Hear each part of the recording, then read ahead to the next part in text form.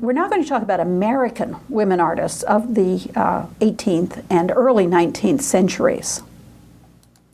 One of the things you're going to find out is the women of a colonial America and beyond the colonial period often became artists from financial necessity.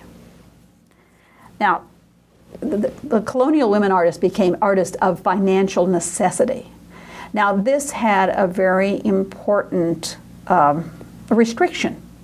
They aren't becoming artists just because they want to create something new. They have to please the patron. And they have to behave as a woman might be expected to behave in many cases. So they need to be, as I say, in most cases, irreproachable in feminine conduct and demeanor.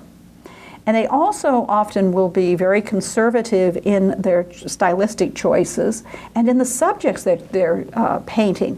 What we're going to find is that most of these women artists in America are portrait painters because that's a way to make money. Some of them are untrained or none of them are as well trained as well, except with one possible exception. Some of them are even untrained, as we'll see.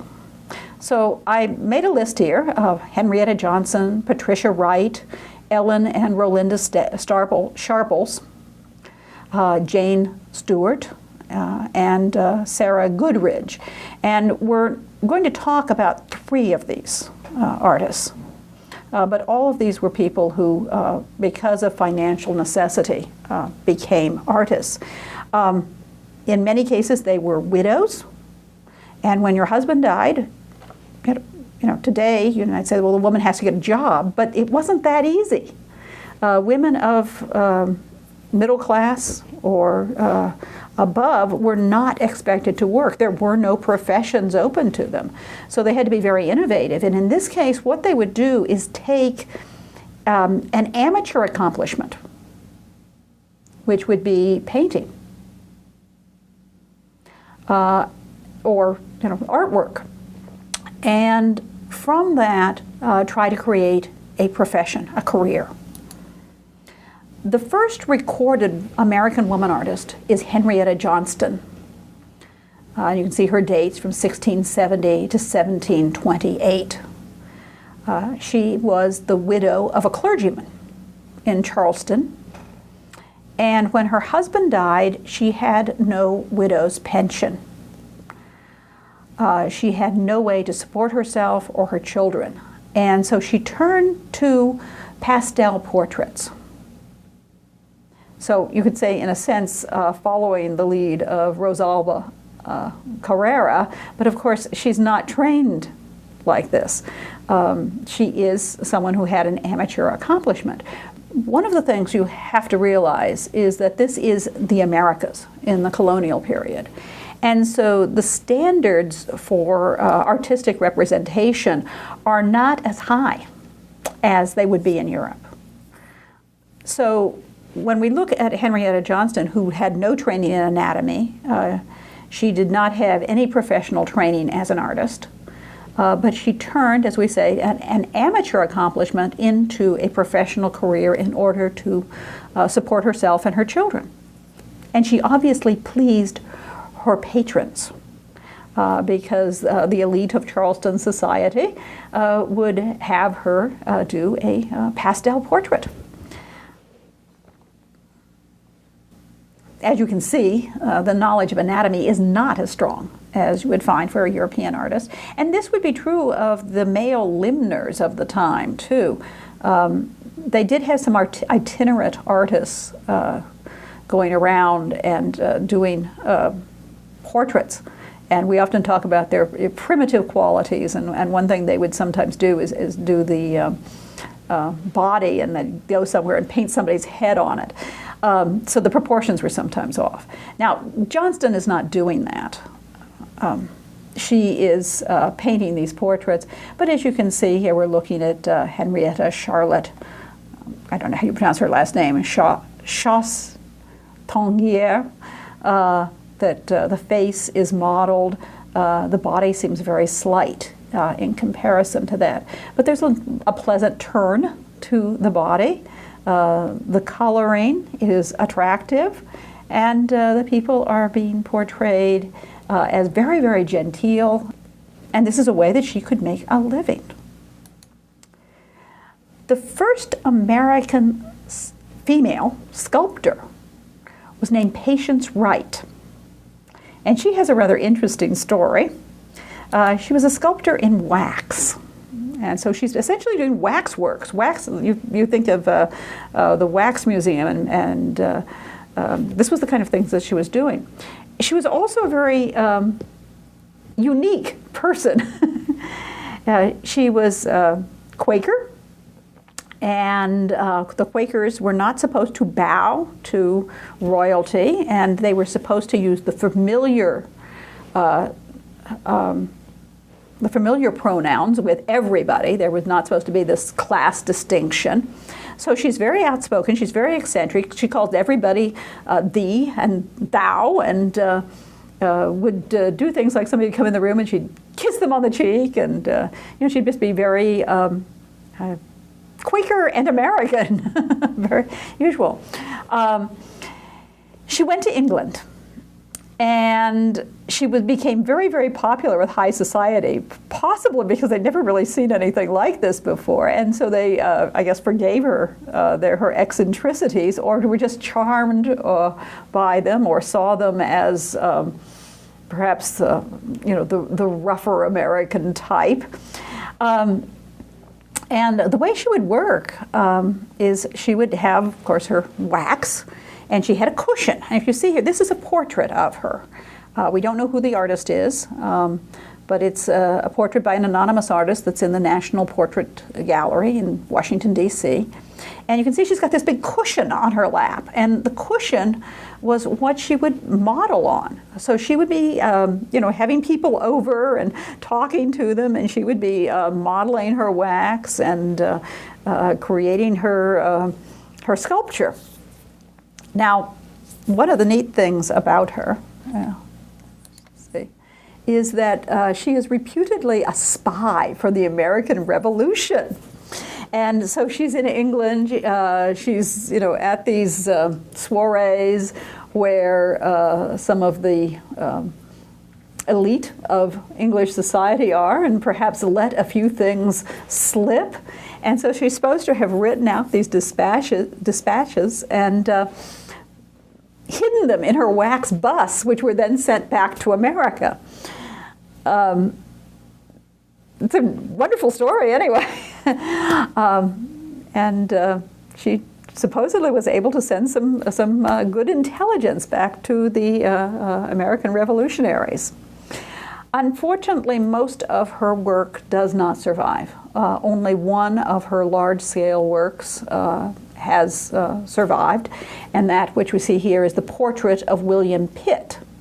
Now, she's using wax, and these are, we say, waxwork figures, and then they would be clothed in garments, and probably the wig would be placed on the head, although she certainly could probably model the wig too. And so this is William Pitt, and he has survived. I did find on the web a few very small works. These are small profile portraits in wax. Wax, of course, melts, so you can understand why a lot of these would not have survived. One of them is George Washington, and the other is the Admiral Richard Howe. Profile portraits that were considered to be good representations of the people.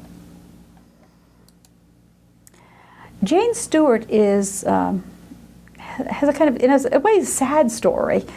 She was the youngest daughter of Gilbert Stuart, and she was just fascinated with artwork, and she wanted to create art.